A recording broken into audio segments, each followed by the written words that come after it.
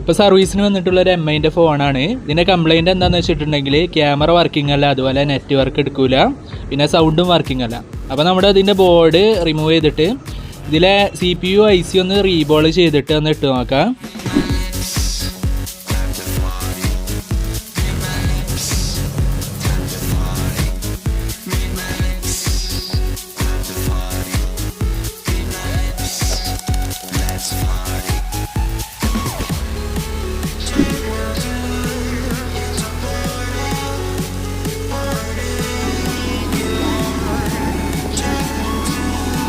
അങ്ങനെ CPUൻ്റെ റീബോളിംഗ് ഒക്കെ കഴിഞ്ഞിട്ടുണ്ട്. നമ്മൾ ബോർഡിലേക്ക് തന്നെ ഫിക്സ് ചെയ്ത് കൊടുക്കുകയാണ്.